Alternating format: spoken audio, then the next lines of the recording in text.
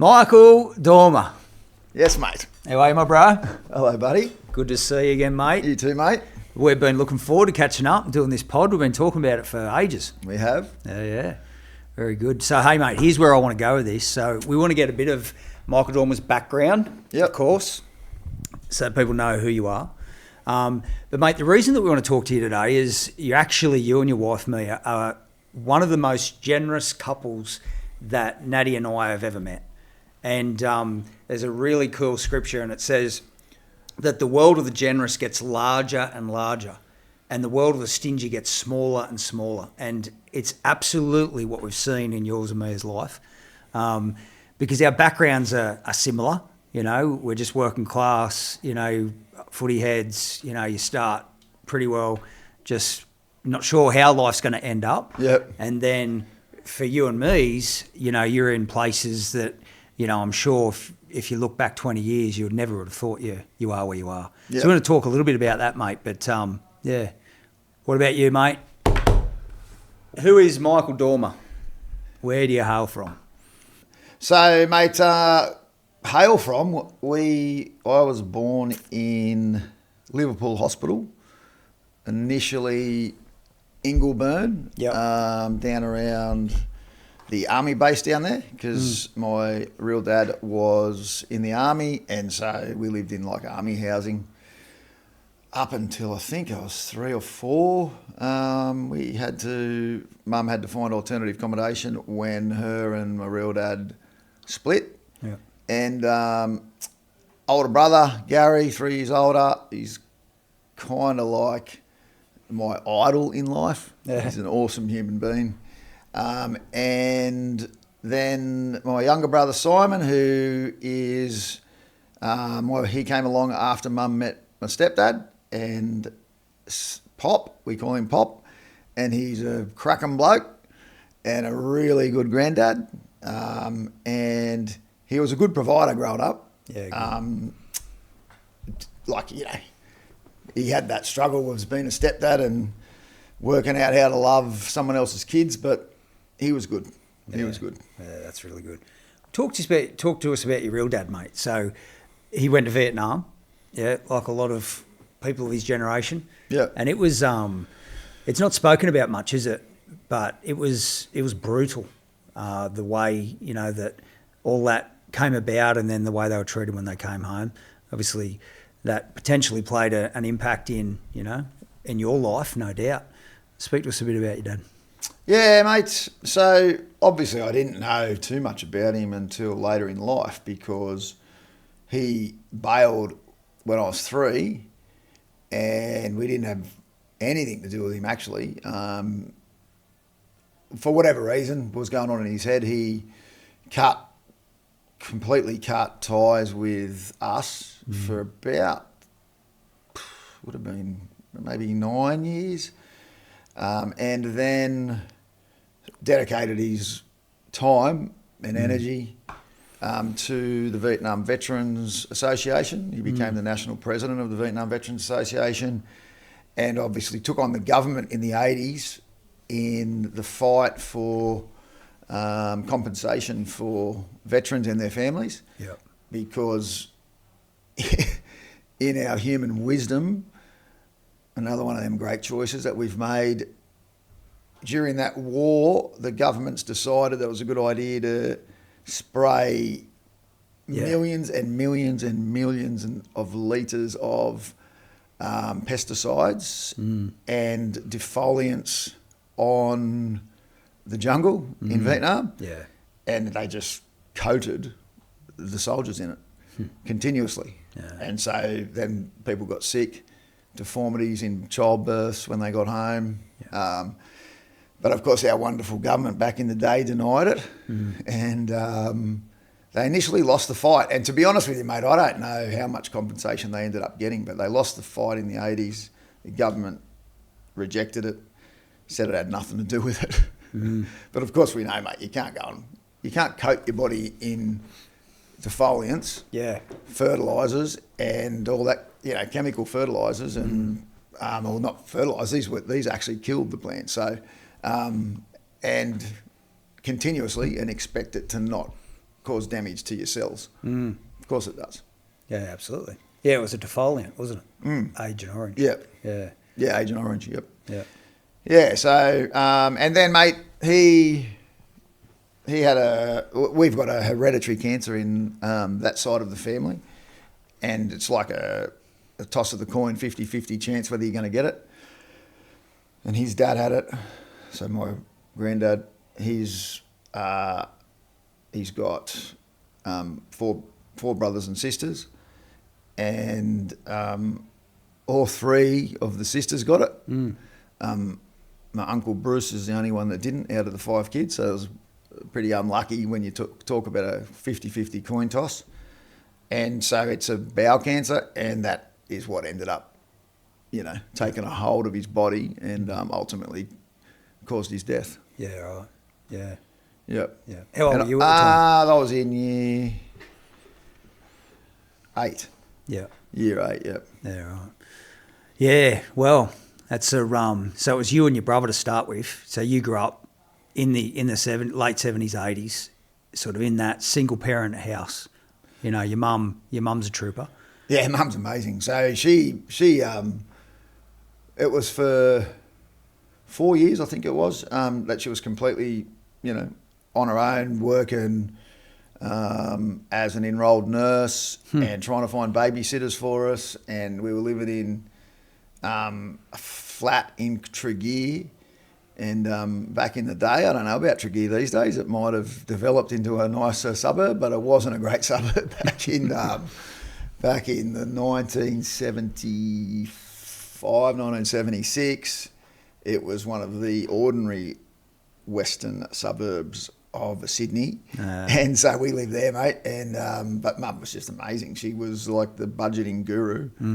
And for someone that didn't earn much money, and it was a single income, there was no support coming anywhere, she did a pretty amazing job, because I don't ever remember in my life not having what I needed. Yeah.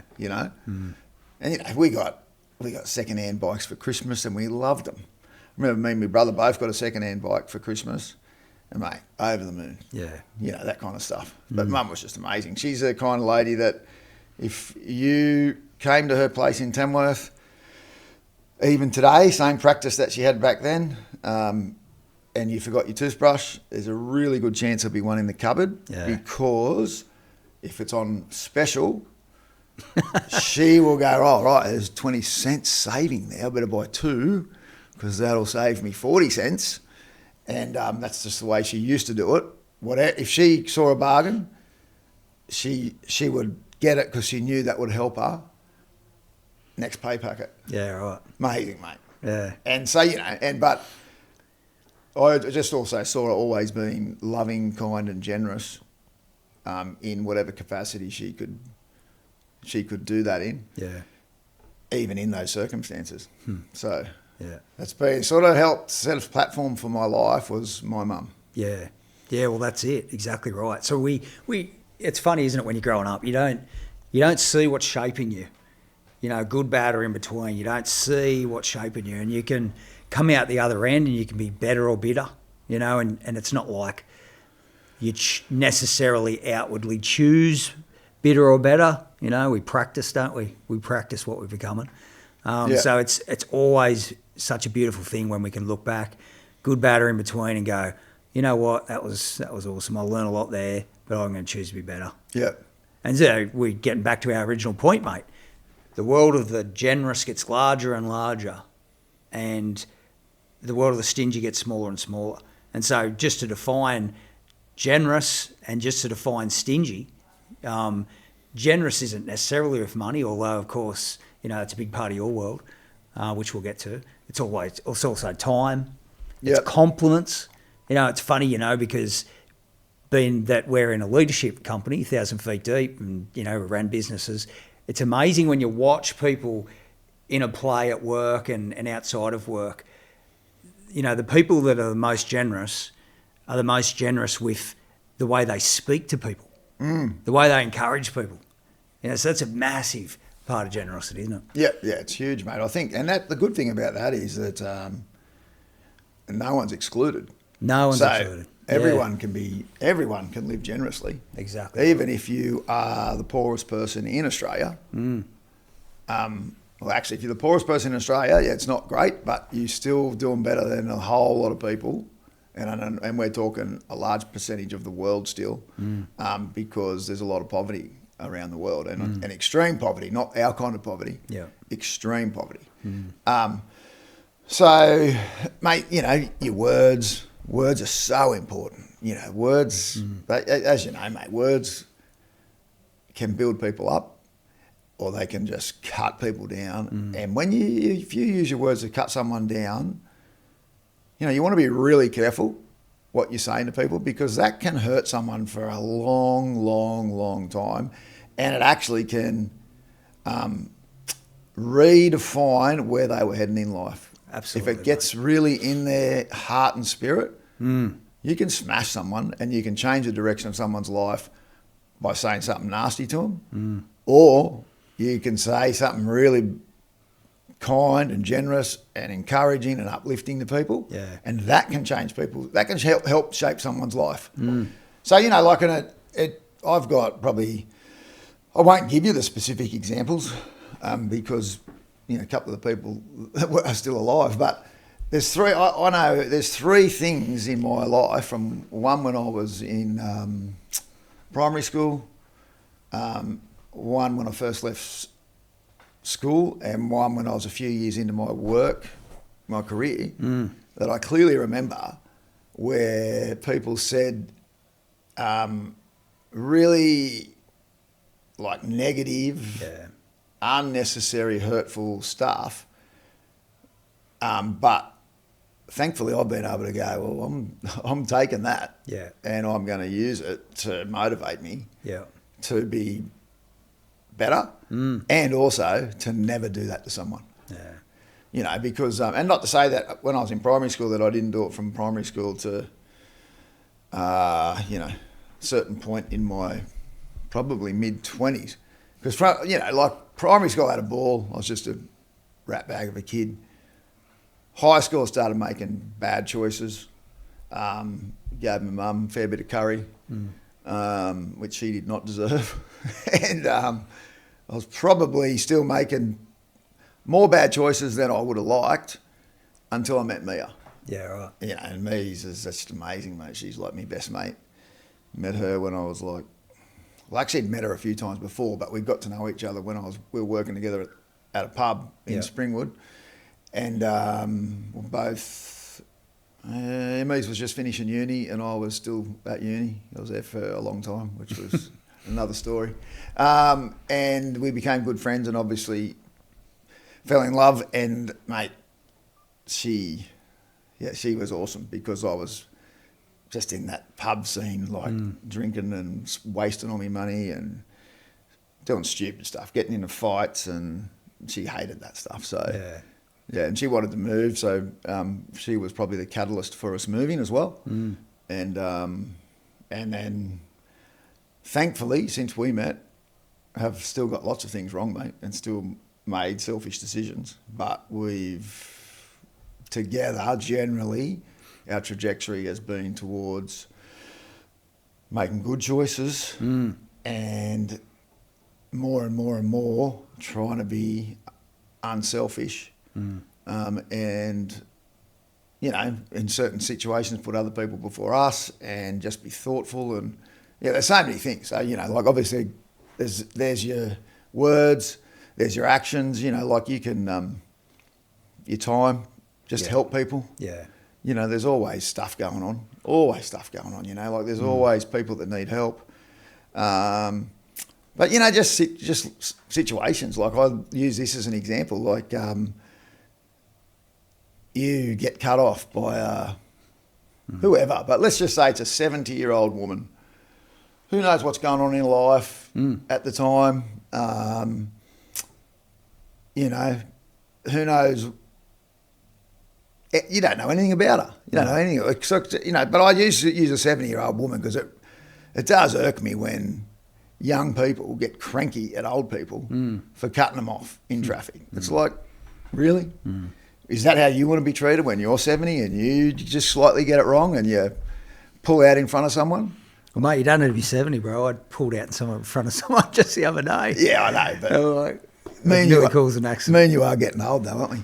So, and you know, like people that rip them, mate, just wave to them. Well, give them a wave and say it's all right. It? Nothing bad happened. Yeah. There's no car crash here. I just had to stop because I saw you coming. Yeah. And give them a wave and let them know it's all right. And mate, you watch, if you actually get to do that and you see the response, because they're expecting to get ripped, because that's like where we've headed in society, as much as it's a shame. But if you actually can engage, because I've done it, I've engaged eye contact with the old person that's cut me off, and I've gone, it's all good. Yeah. And they're like, oh, thanks. Yeah. You know, like, they're like, oh, I'm about to get ripped. Yeah. No, you're not. See, generosity is practice, isn't it, mate? Yeah. So if you can practice it in moments like that, you practice it under pressure. You practice saying good. Here's a thought. You know, you give credit where credit's due. You don't take credit for something that you didn't do. Yeah. You know, hold back. A lot of times we need to be holding back any criticism. You know, not have an opinion on things. Yep. But I want to touch on one thing that you said, and you talked about me's. A massive part of the trajectory of our life, as you called it, is the people that we surround ourselves with, isn't it? Yep. So, absolutely, first and foremost is our spouse, you know, husband or wife, like girlfriend or boyfriend, you know, like that's your life partner. That is a massive choice. And then from there, it's like your circle of friends, your circle of influence. Yep. Massive determinant on your life and the direction of your life.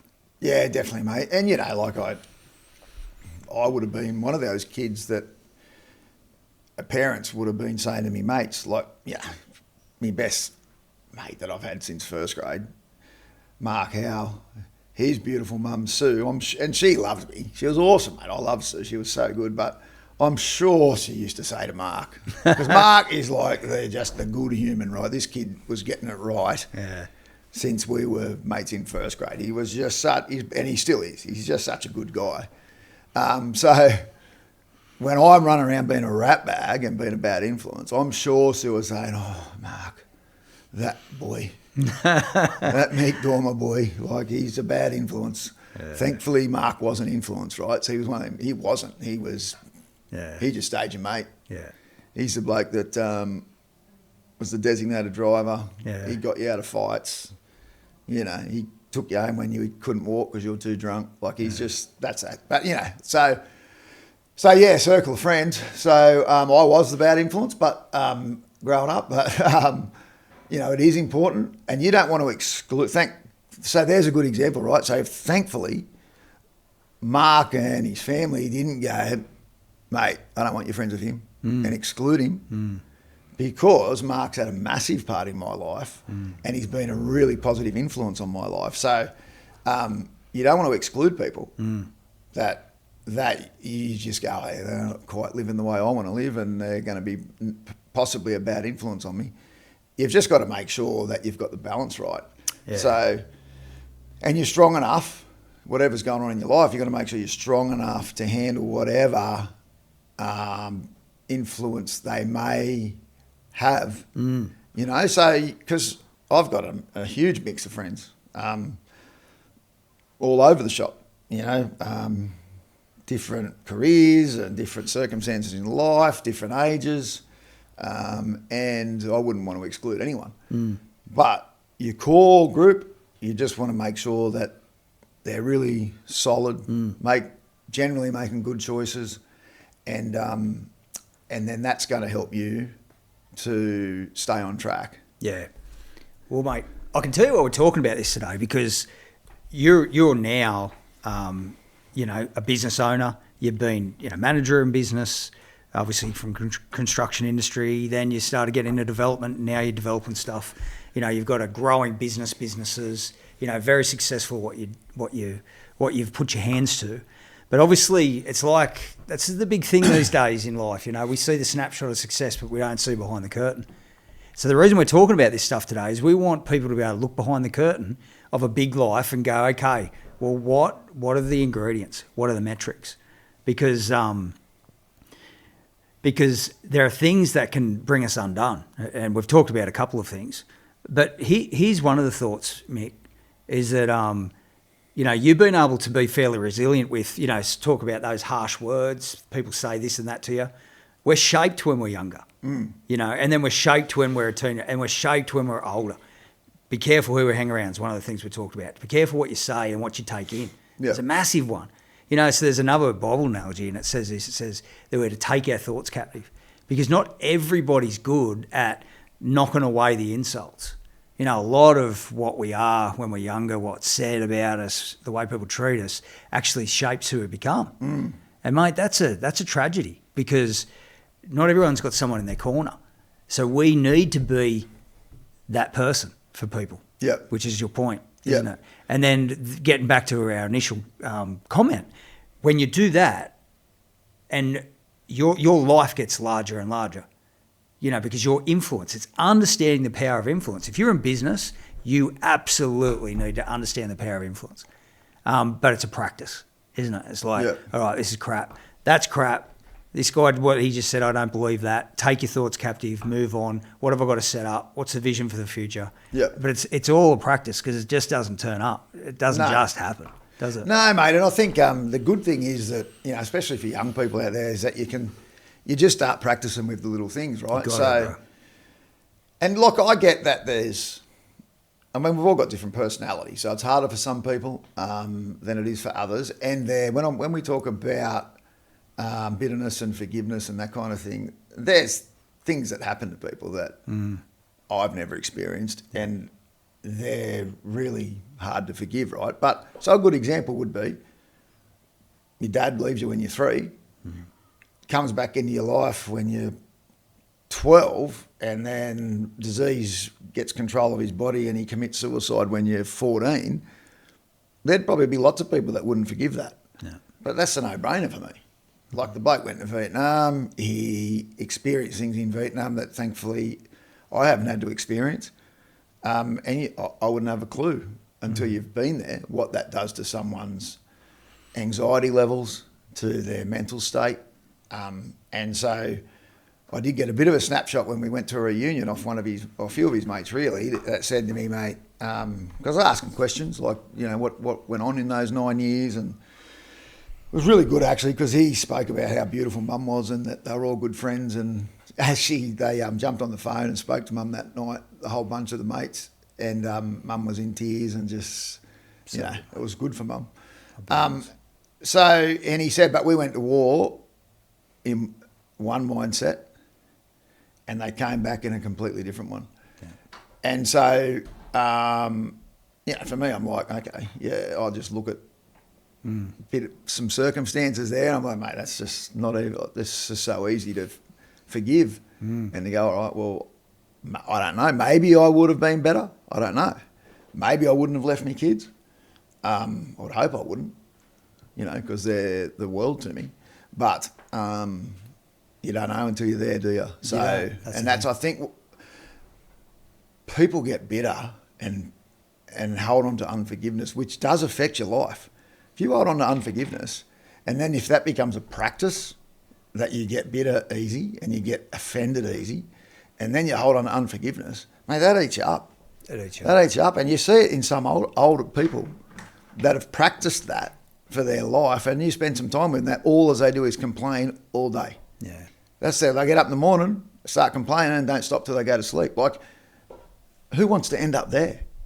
And what help are you to the planet if that's where you end up? And you're no help to yourself. Well, that's the thing, isn't it? There's no help to yourself. No help to yourself, mate. And it's, so, you've seen it, mate. We've all seen it. Anyone that's watching this has seen relationship breakdown over the most ridiculous things. Well, I think they're ridiculous, and obviously they don't. But if you walk past someone that you know reasonably well, or even a friend in the supermarket, and they don't say hello to you, that's not a reason to get offended.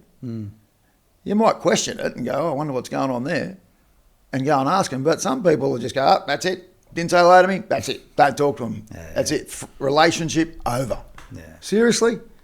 Like someone forgets to include you in a message, or forgets to wish you a happy birthday, or they're the little things. So you just You've got to practice the little things. Just practice not getting offended so easy. And mate, what happens, and I can tell you this from my own life experience, if you practice not getting offended in the first place, you don't have to forgive. Because there's nothing to forgive because you didn't get offended. That's right. So, and you've just got to put yourself in someone else's shoes sometimes, right? Like, do I get upset when a young fella gets absolutely blind drunk and does something stupid? No, of course I don't. I'm like, oh, it'd be nice if we helped that young fella not make the same mistakes I made. Yeah. But I've done it. I reckon most of the things that we get offended over, and I'm talking about general life, not the big stuff, the real big stuff. Yeah. Well, someone murders one of your family. Hasn't happened to me, but mate, that'd be hard to not be offended and hold unforgiveness over. But it's the stuff the general stuff that just causes bitterness over your lifetime. Just don't get bitter. Just be forgiving. Be graceful. Be kind. Well, it all comes back to generosity. It does. It's a generous heart. It is. It's like that old saying, Mick. It's like, unforgiveness and resentment. It's like drinking poison trying to hurt the other person. Yeah. But it's a practice, mate. I can tell you right now, I need to practice not being resentful at times. Things happen, things are said and done, things don't work out the way I want. I'm always tempted to be able to go, all right, not necessarily white people, but just feel the bitterness of whatever it is that I'm dealing with. And here's what I found. When I've ever practiced bitterness, feeling sorry for myself, bitterness, resentment, whatever it might be, it becomes a default for a season until I deal with it. Yep. And I can feel my world getting smaller and smaller. And I'll tell you why. Because that's the desire. You start to lock people out. And again, like we're a business podcast, leadership podcast, but here's how it's affected me in the past, is that it generally becomes fear and protection of the future. So I'm going to keep you at arm's length. I'm going to keep that risk at arm's length. Yep. I'm going to keep that person, that scenario, and I'm going to wall myself in. I'll be protected. I'll be safe. Yep. But here's what I found in the past is that, we say it this way here at 1,000 Feet Deep. It's like when a leader doesn't grow, what they lead shrinks. And mate, I bought a business, and after 5 years was looking to sell it. And a big part of that is that risk petrified me. And I kept my life as small as possible. That way, there wasn't much to lose. But what I found is the walls started closing in around me. And when I was able to step back from that and look, it was like, okay, I've got to start practicing new things. I've got to start taking my thoughts captive. I've got to start dealing with the issue of fear, resentment, doubt, all that stuff. Now, when we did, Mick, like we didn't get perfect overnight. It's not about that, and we're still not perfect now. And success is a journey, not a destination. But our world started getting bigger and bigger, and we started achieving things that we wouldn't have thought possible. But life didn't roll out the red carpet. It took me starting to think big and not be controlled by my emotions and the disappointments of life. Yeah. And I've seen that in your life, mate, because it's not as if you're successful because everything's gone well. I mean, No. you just gave us a snapshot of your beginning of your life. Yeah. Yeah, mate. And, to be honest, mate, I had no idea what I wanted to do in life. I think there's probably a time there where I really wanted to join the police force. And when you talk about things not going well, that's my own choice. But I made silly decisions leading up to that and lost my licence and DUI, and so made it difficult for myself to get into the police force. And I got into a uni course doing aviation and got up to Newcastle Uni with the mate I was telling you about before and another mate, and 3 different courses we're doing, 3 different faculties, and I got to my faculty talking to the lady there and so excited, like pumped. We were going to Newcastle and all 3 of us going to live in a house together. And in the old University Admissions Centre book that used to cover all the courses, it failed to say that the flight lessons were you had to pay for them up front, and the flight lessons were big, and our family wasn't wealthy. Yeah. So mum and dad were awesome, but they were going to take a loan out for me. But I was like, I'm not doing that. So I didn't go, right? So I had no clue. And then it just sort of, it was just organic, mate. Like it just, doors just opened, and thankfully Mies and I generally walked through them and made the right choice when they opened and just had a crack. And, you know, sometimes... some people might have looked at us at the time and gone, oh man, that's pretty irresponsible, like having a crack there and getting into that much debt and then doing this and then doing that. But I think, you know, we always felt like comfortable, and sometimes Mies didn't even know really. So she's just, you know, not that I hid it from her, but we're on the same page, right? So it's been so easy in that regard. So, yeah, mate, the thing is I'd say to that is that our motive, our world has grown a whole lot larger in terms of capacity, like our capacity to help people financially. So, you know, our capacity to help people with time and words is probably, it's the same, but our capacity to help people financially has grown significantly, but our motive wasn't to help people so that it grew. No, that's just happened, right? Yeah. So, but you know, you've probably heard stories of people who get involved in different things to help people because it makes them feel good. Now, you wouldn't want to stop that because there's lots of people that do that, but wouldn't it be nice if the motive to help was because someone needed help, not because it was going to make you feel good? Yeah.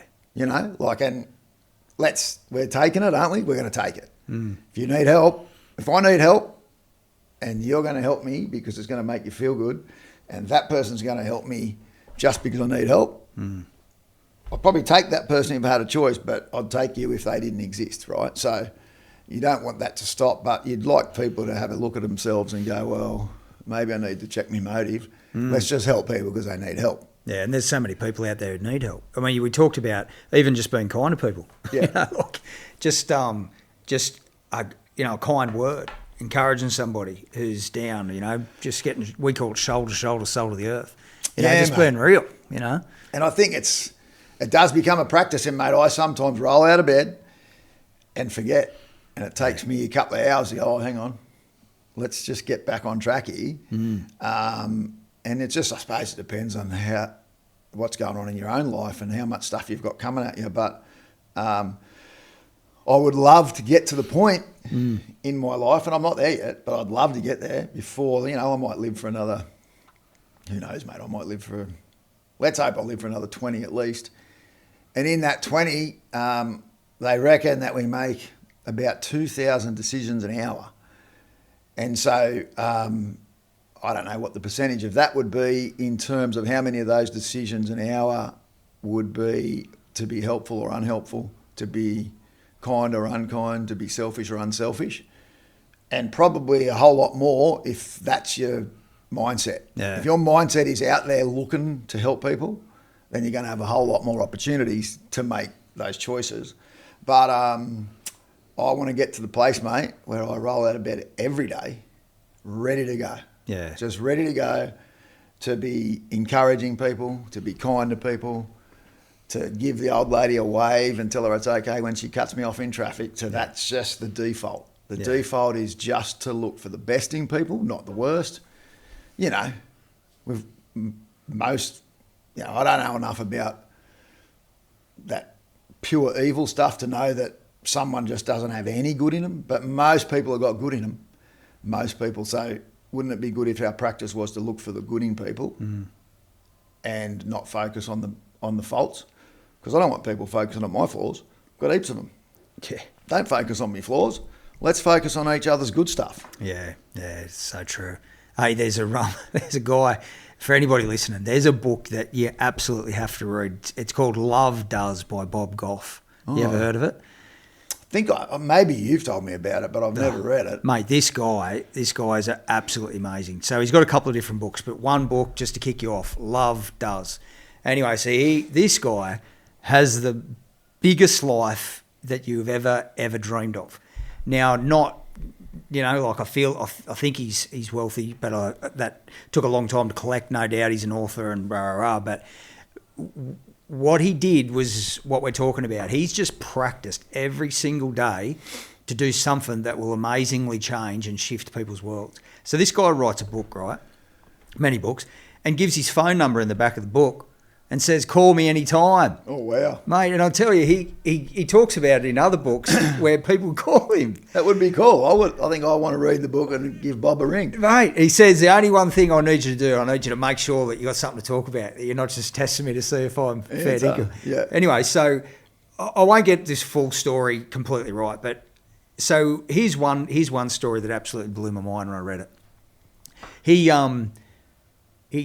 His kids there was international conflict at one stage. I can't remember which one it was. His kids were young and they came home and they were talking about, all the stuff that's going on in the world.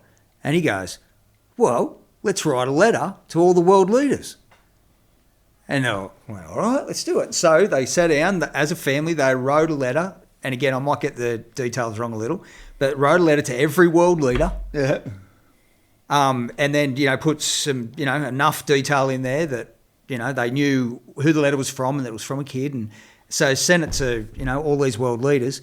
And like 10 or more of them sent them a letter back saying, come and visit us. Yeah, wow. So he pulled the kids out of school.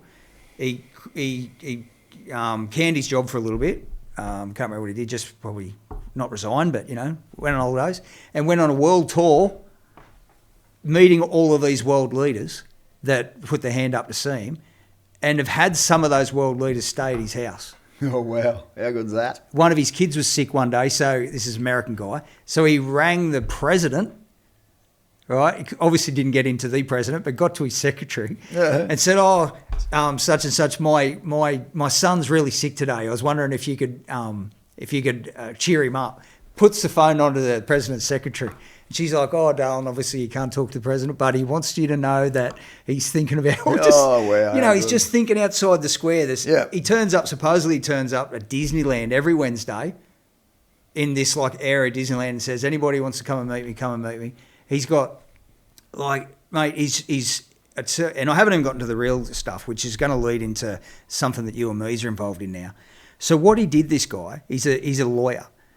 And he started to see that over in Africa, a lot of people were wrongly jailed, but jailed forever. Yep. So the judicial system over there is not, in certain areas isn't all that fair. Yeah. And so, if you were accused of stealing something, you might get locked up for 20 years and you might not have even done it.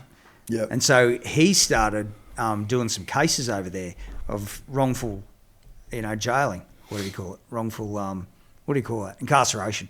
And so he's gone over and helped people and got them out of jail. Then he started getting involved in certain communities where there were witch doctors doing the wrong things to kids and that kind of stuff. And so then he started prosecuting these witch doctors, getting them locked up.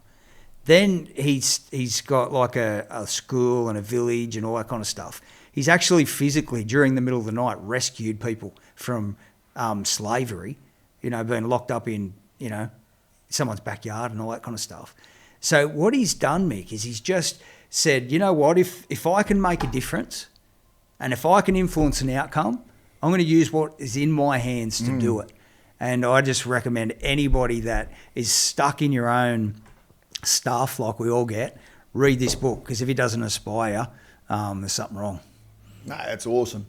And how good would it be if that approach in life became common? Because it's uncommon, right? It's uncommon. So most of us are just living our lives and, not that we're not nice people, but most people are nice in Australia, but they're living their lives and the focus is on ourselves and generally our immediate family and outside of that, not too much, right? So wouldn't it be good if the uncommon, like what you just said, became common. And I'm talking about all the stuff. So even the little stuff we just talked about. Well, you practice with little stuff, don't Yeah, you? right. So the little stuff, but a lot of the little stuff isn't common.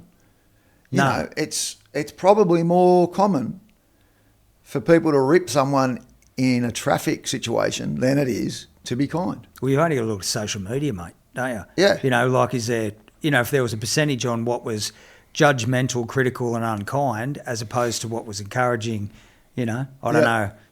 I doubt it'd be 50-50. And, you know, like, and this is just an example, right? And it's, I don't know if it's a good example or not, but it's an example of, so we've got a girl in our footy team, Lexi, and she's just a beautiful hearted girl. And that's come through in only a year and a bit. And, you know, our first grade coach, who's a cracking bloke, Matt Hogan, he sees it and he named her this year. Like, he spoke to me about it because he's good. He doesn't just go and make decisions like that without talking, because I'm the president of the club. He's the first grade coach, but he looks after all the players and he looks after all the teams, does a great job.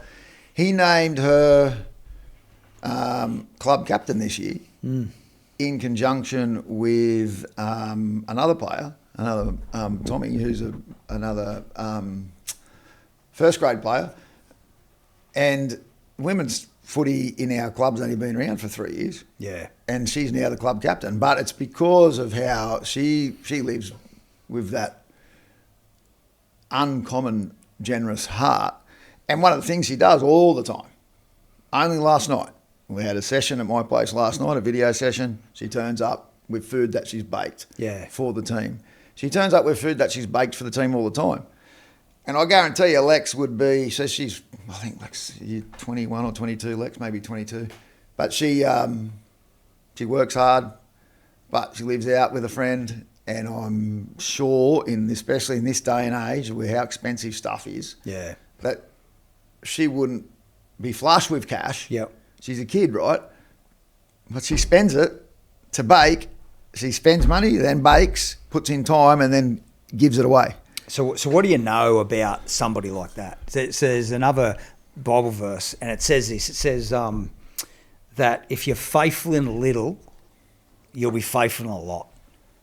So you're faithful in a little, you practice, you know, all the stuff we've talked about. And then what ends up happening, because you talked about open doors before, Mick. You said, you know, you walk through open doors throughout your career. Yeah. You got to be faithful in the little moments before you even know what's going to happen. You know, like, it's like, if you're not faithful in that very moment through that open door, as crap as it might be, you're not going to be, as much as we like to think we would be faithful beyond that, we're not. It's kind of like going to the gym and lifting 350 kilos first day. Yep. I mean, it's going to bust you. Yep. You know, what do? You start small and you work your way up. And it's just so true of success in life, isn't it? Mate, it's so true. Well, firstly, I'd say the good point is you can start anywhere. You can start at any age. You can turn this around at any point, right? You can wake up tomorrow and go, right, we can go to bed tonight, going, right, tomorrow I'm going to start working on, and remember it's a discipline, but I'm going to start working on my mindset, and I'm going to make more unselfish decisions, right? And that's across the board. And anyway, when I first started looking at sponsoring kids through World Vision, it was initially, mate, it blew me away how many of my good mates and family and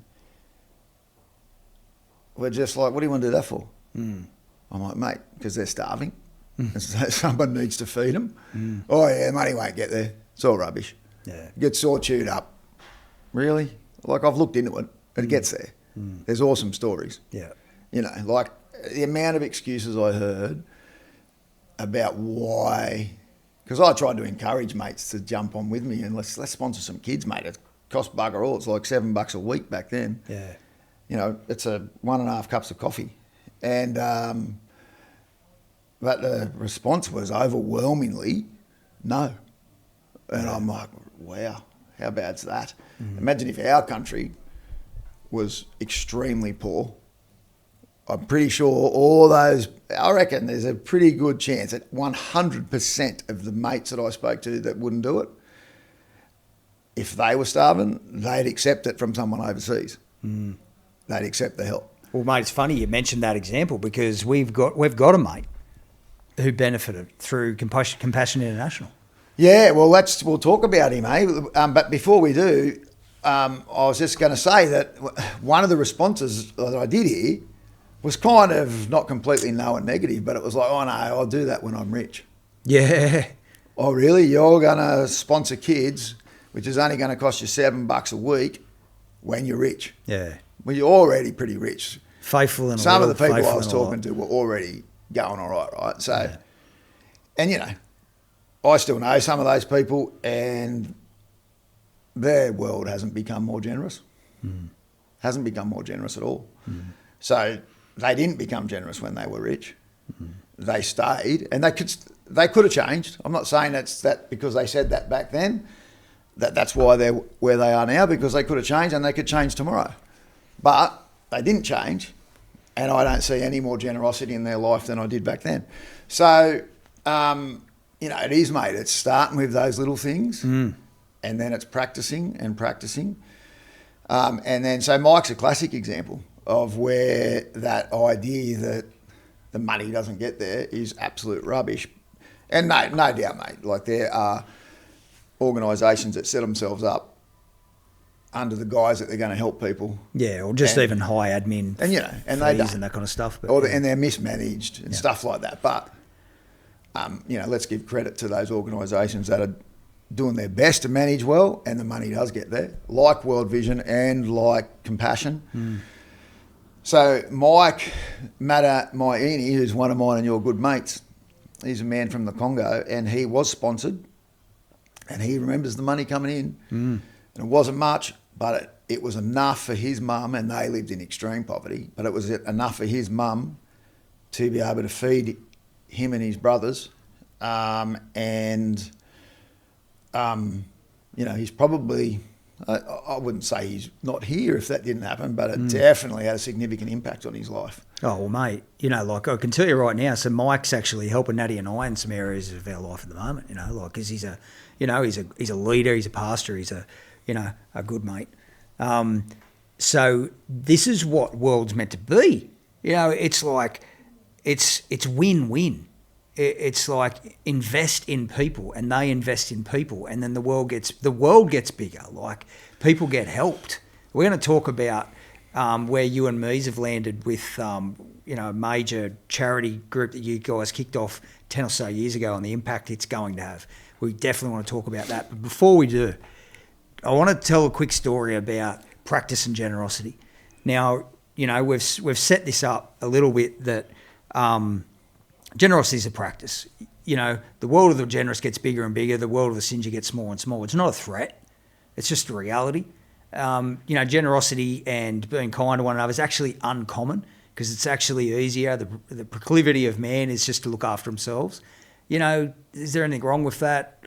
Well, yeah, no, I get it. We get it. But, you know, come on, you know, probably better way to doing life.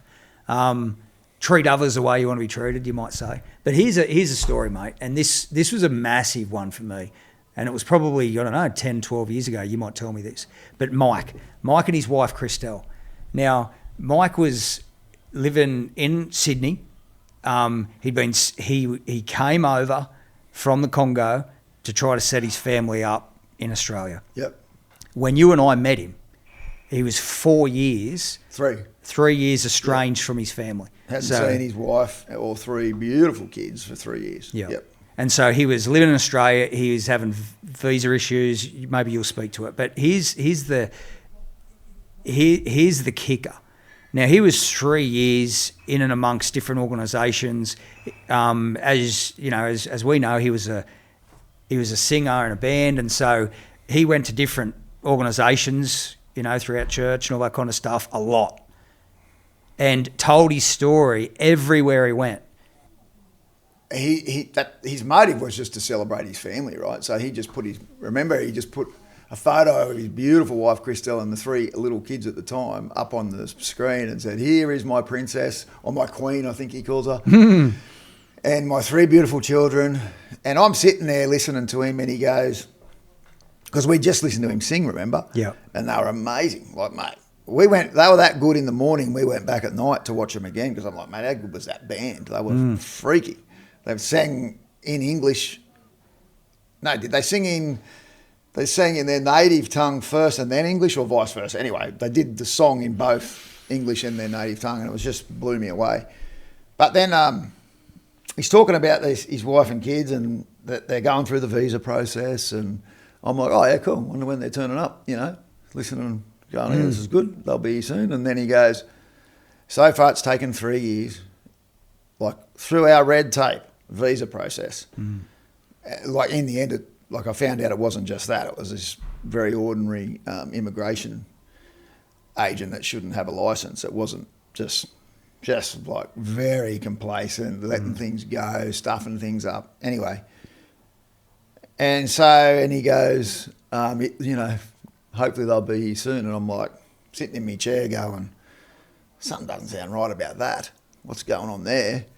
And then I got this overwhelming feeling that I needed to go and ask him what he needed, if there's anything we could do to help him.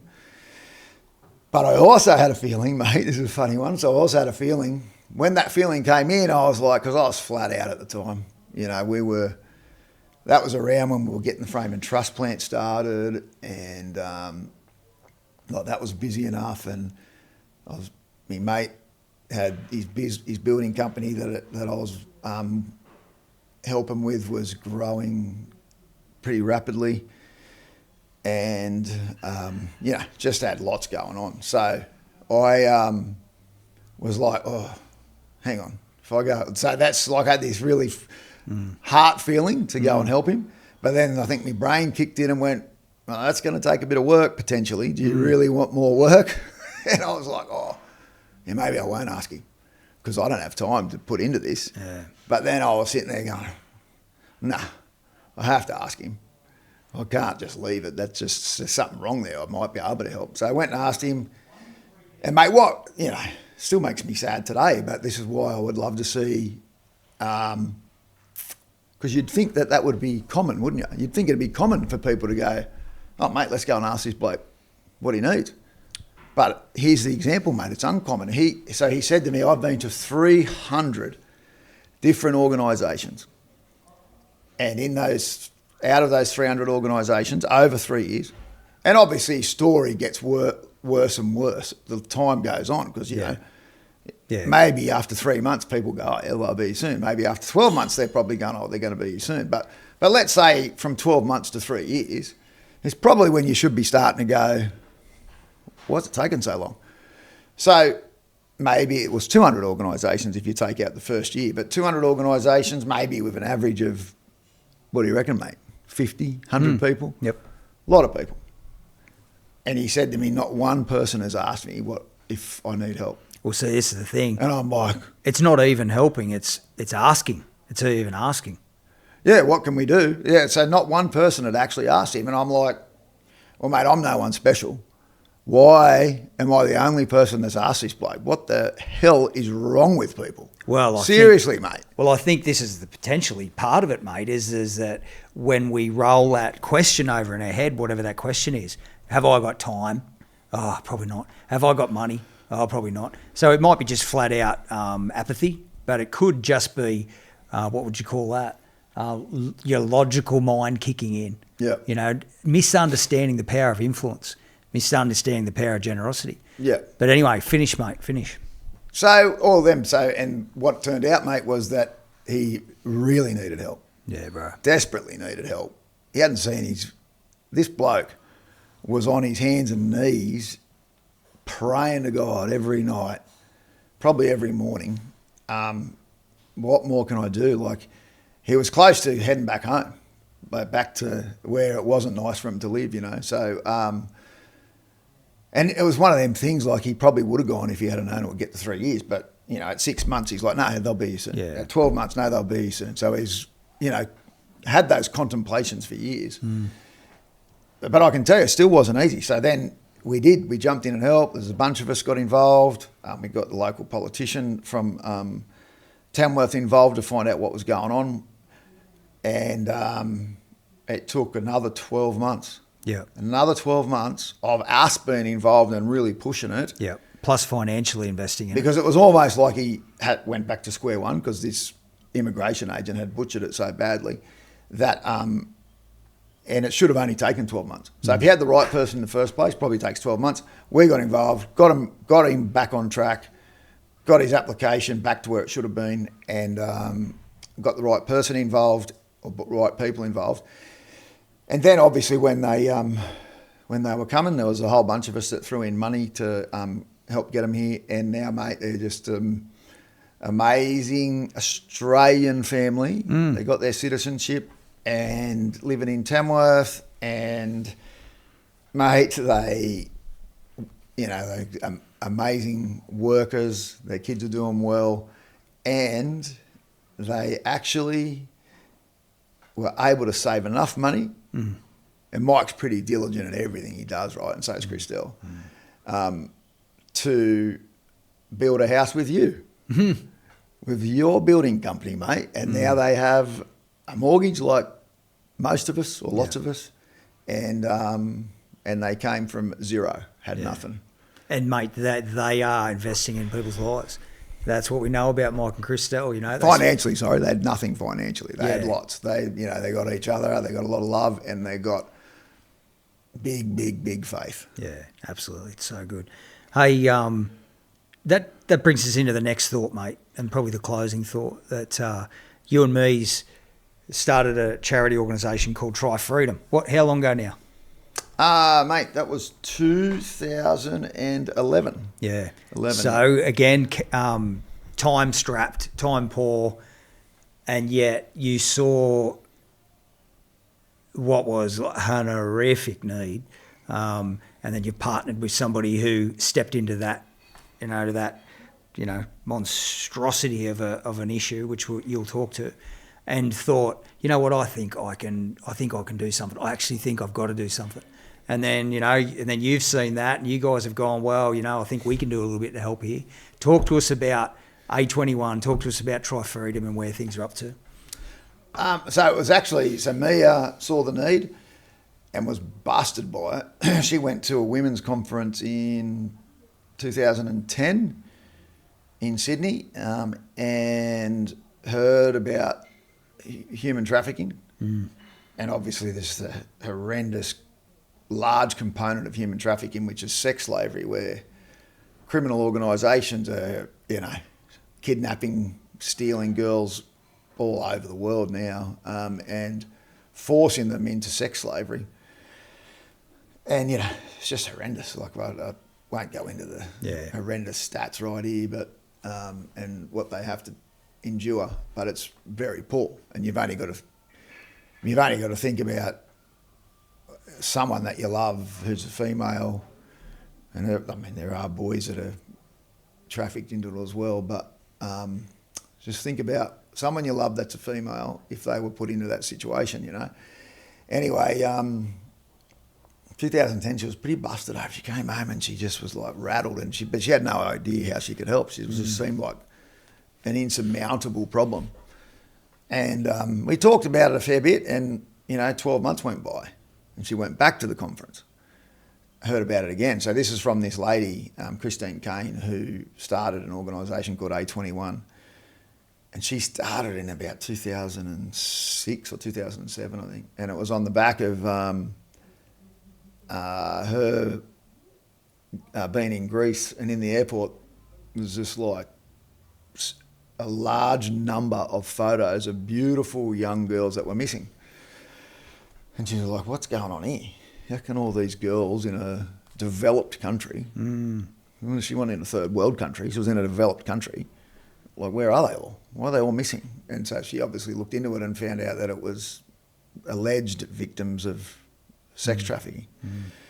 And mate, so that lady, like, you want inspiration in life, that lady, whatever she was doing then, her and her husband made the decision they were stopping it. So they stopped whatever they were doing, and they started A21, and that's been their life ever since. And what they've developed and what they do and who they help is just, it's unparalleled, really. Like, there's lots of people that are doing amazing things like that, but it's extremely uncommon, isn't it? To make a decision to go, right, I am now doing this. I'm a doctor or I'm a police officer or I'm whatever. I'm stopping and I'm going to amass any money I've got and I'm going to put it all into this. Well, I tell you what's uncommon, Mick. It's all of that, but to think that you can have an impact, like to think of enough of your influence to think, you know what, I'm going to give this a crack and I think I can make a difference. Yeah. I think that's the big thing that stops people in a lot of ways is that, who am I? What am I? Yep.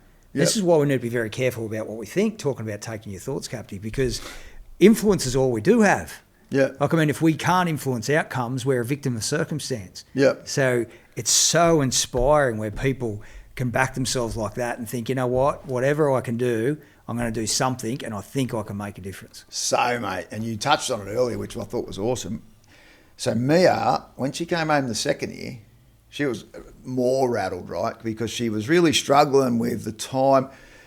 Mia's got into triathlons, pretty late in life. So, but she became bloody good at them, like a freak. And she's like me, is a very disciplined human, before we came down here today from Port Macquarie, she got up at 5 o'clock this morning, went for a run, got everything done she needed to get done, and then we left. Did I get up and exercise? No. I got up and got a coffee because I'm very disciplined at getting a coffee. But so she became really good at them and was winning amateur events, and it was good because as a family we travelled everywhere with her. Like, I was her gear boy. I was always carrying the gear and looking after her, and the kids just got dragged along and they ended up getting into it. So it was healthy, but what she found unhealthy about it in the end for herself, and this was her own decision, was just how much time it took. It was a really time-consuming sport because you've got to train for 3 different disciplines if you want to be good at them. So she's been to this conference and she's seen this need, and she's like, it makes doing triathlon seem really selfish. I'm like struggling with this. I'm like putting in so much time into these triathlons, but I really should be looking at how I can help this situation. And it's not that she couldn't do both, but she was spending a lot of time doing triathlons, right? And she was still working, she's a nurse and being a mum, and so you've only got so much time in the day. So I still remember, because she was going to quit. She's like, I'm quitting triathlons. I'm going to work out how I can get involved in A21. And she'd made the decision she was quitting. But then you said before that to use what's in your hands. And it's actually like, mate, you talk about the Bible, like you're better at the Bible than me, mate. So it's Moses, isn't it? When God says to Moses, use what's in your hands. So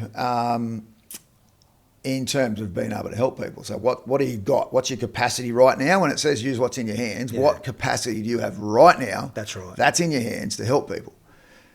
And Mies is in the shower. We're on our packing to go to Sydney. Well, I was packing. She'd already packed probably.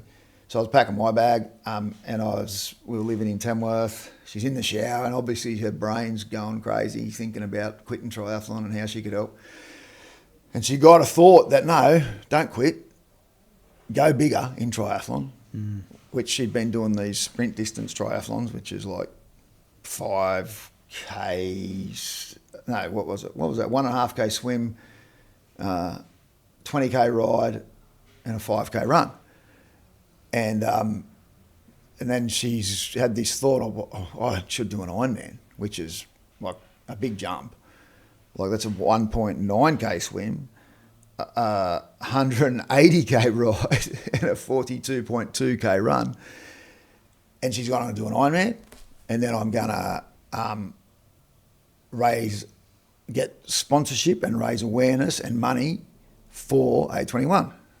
And she yells out, she goes, I know what I'm going to do. And I'm like, what? What are you going to do? And she says it, and I'm like, okay, all right, well, we'll talk about that on the way to Sydney. So on the way to Sydney, we talked about it, and we're like, and by the time we got to Sydney, we're like, no, you do the Ironman, let's try and get people to do it with you. Yeah. let's throw in the half Ironman, because back then the half and the Ironman were done on the same day. And let's rally a team to do it with you. And then, like, I was like, I'll get heaps of sponsorship for you, Mies. And, like, so then we went from there, mate. And then it just grew and grew and grew. I think you were an awesome sponsor, mate. Like, you had a golf day for us. We raised heaps of money. And one year, so we go to Port every year for the race. And one year, it just got bigger. But there was one year, I think we had about 130 people in the team. And you remember it, we'd have the Tri-Freedom marquee set up, and they were really good, the Ironman people. They let us set up in really good spots on the track. Yeah. And that'd be the gathering point for everyone, and it would just be all day. Yeah. People, and then we'll Tri-Freedom suits. So every 20, 30 metres, someone's going past in Tri-Freedom, because we made up such a large amount of the event. Yeah. And it was an amazing time. And so she did that for about 10 years. And now we've turned that now, mate, into... Last year we built a couple of little houses for some girls that were rescued out of sex slavery in Cambodia. Wow. And we met the team over there, the A21 team, and now, mate, we are dedicated to that team. So... Yeah. And, I'll just give you an idea, like, just in terms of, uncommon. Yeah, it's probably uncommon that we just started a new business. And I've got a 1/3 share of it. And I've just told Mies, I don't want to even consider that money as part of our pool. So it's yours. Whatever we make out of that business is yours to administer for A21. Yep. So whatever that grows to, it doesn't matter. It doesn't matter what it grows to. What would be awesome if it grew to a lot, because that team over there do amazing things, and they run on a budget of $900,000 Australian a year. They've got like 15 staff. They've got that many programs. They rescue girls left, right and centre. They're an amazing team. So 900 grand's not much money. You run a business, so that's not much money. So we want that. I'd love to double that for them. Yeah. So... Yeah, so it's been amazing. And Mies has spearheaded the whole thing, and I have pretty well just been a labourer. Yeah. Hey, mate, it's just such an awesome story, because it all starts with nothing. It all starts with little, faithful in the little, faithful in the lot. To hear the impact that you guys have, and to hear the impact that A21 is having over there, because they don't just rescue people from sex slavery, do they? They also prosecute. Yeah, they go all the way. They work with the police, lawyers. They've actually nearly got their own lawyer for themselves now, and he's their investigator. He's an amazing human. That's in Cambodia, but they're all over the world now. Like this little started with Christine Kane, this thought, right. And now she's got offices in all different countries around the world. So mate, it did. It started with a thought. Yeah. And it's grown to, and even me started with a thought in the shower, and now look at what she's been able to achieve. Yeah. And it's just because she had a desire to help. Yeah. Not because she wanted any accolades. No. And you know me, she's humble, mate. She's just like, whatever. She'll pass on the accolades to someone else. So, yeah, it's been pretty awesome. I just quickly, before we finish, if you start with those small things, the opportunities that will present themselves, I reckon. Right. And I can't say this is going to happen for everyone, but it's definitely been our story. You start with those little things with the right motive. Yeah. It's only about helping people, not so that you get more opportunity. It just happens. Yeah. We now, bit of fun, it's so good that we get to help people, but it's now practice, and I think we're 5 cars in that we just give away. When we decide to upgrade a car, we just give the other one away. Yeah. Don't sell it. We don't sell a car. We'll just give it to someone that needs it. And that's been, we've been able to help people with that. Yeah. So we don't need the money we don't need to go and bargain with the salesman and say, mate, we want $9,000 for it. We want $15,000 for it. We just give it away. So that's become, in our family, common. Yeah. And so hopefully my kids pick up on that, and they probably will. And when they're older, when they sell their car and buy a new one, they'll give it to someone. So cool. Hey, mate, we'll finish on this story, eh? So the Bible gives a picture of people's lives, and it says this. It says that essentially our life is like an open field, and so we get to sow in that field whatever we want. But one thing's for sure, whatever we sow is going to come up. Farmers understand this, eh? Like, you don't have to wonder what a farmer's sown in his field. You just look at what's growing. Yeah. And so, the thought's this, that, for not everyone believes in God, mate. Obviously we do. We've got faith. But here's the picture. God might throw his arm around you and go, hey, mate, look, this is your life. This is your gift to the world. This is your field, and you get to sow into it whatever you want to sow in. And obviously he wants to be able to help you. He wants to help you sow the right stuff, because we get it wrong. You're going to sow a bit of this and a bit of that. But the idea is, mate, is that our life would become fruitful. And this is the thought with fruit. When you plant a tree and it starts to bear fruit, that fruit's not for the fruit tree. Yeah. It's for other people. Yeah. And so there's a picture at the end of your life where, again, should you believe in God, we do, throws his arm around you, go, how'd we go, mate? What do we sow? And there's no judgment, no, I'm not saying that God won't judge. Obviously the Bible talks about him in that term, but it's not going to be a critical judgment in the sense that it's his opinion versus yours. All he's going to do is just put his arm around you and go, let's see what we've sown here, mate. Let's see what we've grown, And so when we walk through our life,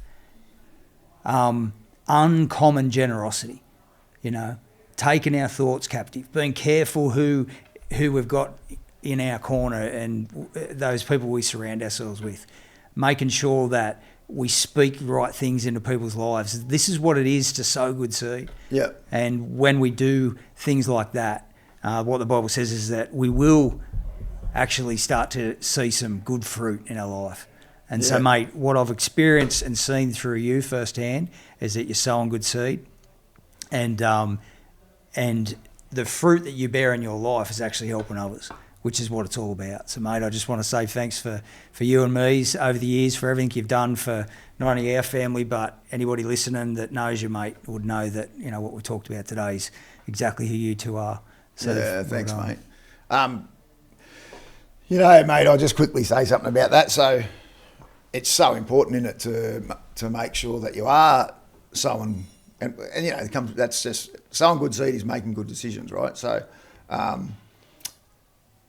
I started getting back into some of my young day habits in the last few years, and you see immediate the consequences of it. The thorns and the thistles. Yeah, and so, it's just like that, the choices, like whether you believe in God or you don't, the reality is you've got free will. You you can choose. So the fact that you can make a decision to go into that door or that door, you've got free will. You've got the free will to choose that door or that door. Obviously, God speaks about how he created us with free will. And for me, when the idea is that you can choose all the good things in the whole range of, choices that we get to make, and all the different emotions that we get to choose, all the good stuff versus all the bad stuff. And so whether you believe again or not, why wouldn't you choose this stuff? You know how good it makes you feel and what the good consequences are. But for me, it's like the creator of the universe that created all the amazing natural systems that we're aware of, then has it all created. We get to live in it, and he says, choose from this end. I'd be pretty stupid to choose from this end, And again, the good thing I can say is that, God keeps me honest, and he keeps me towards this end, but I choose to help people because they need help. I choose to be kind because kindness is good. Kindness is nice. I choose to be encouraging because I know how good it feels to be encouraged and what a difference it can make to my life. So, let's choose from that end. It's a good way to think. Good work. Cheers, my brother. Thanks, mate. That was a good yarn. Thanks, mate. Appreciate it. All the best.